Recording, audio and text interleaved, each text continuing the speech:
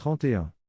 Les faits du monde, les sensations agréables ou douloureuses, les événements émotifs rationnels, ne demandent pas à l'homme de constituer la vie de l'âme, mais ils exigent, par leur raison d'être même, qu'une telle vie, par sa connaissance, revienne à l'être lui-même, pour qu'enfin il puisse les vivre, et qu'en les vivant, il les ramène à son commencement, qui est leur commencement.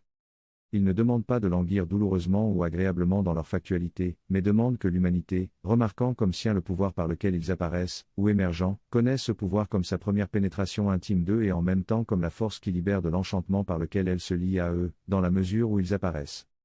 Ce sont des lettres ou un langage qui doivent être connus au-delà du moment où la forme des lettres constitue le problème de l'apprentissage, ou le drame stérile de la pénétration intellectuelle, psychologique de leur sens, qui n'est pas leur singularité, ni leur juxtaposition mécanique, mais la synthèse par laquelle l'être de la pensée qui se fragmente et se cache provisoirement en elle peut devenir l'expérience du moi immanent, qui par cette logique intime précisément doit faire appel à la corrélation dont elle se présente comme des signes.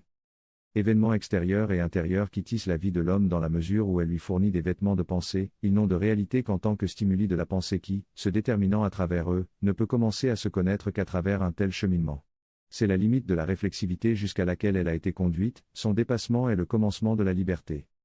Avant cette limite, la liberté est la liberté de l'égoïsme.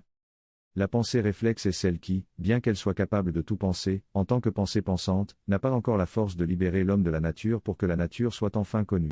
La nature est la fausse nature ou la nature inférieure, précisément parce qu'on ne la connaît pas, mais qu'on connaît son propre inconscient qui en est l'héritier et qui lui est assujetti. Elle est l'inhérence nécessaire à la pensée, pour qu'elle soit ordinaire, ou pensée réflexe, dont la vertu intime est pourtant d'être ce qui peut dépasser et racheter la nature, dans la mesure où elle parvient à se connaître comme puissance préexistante à la nature.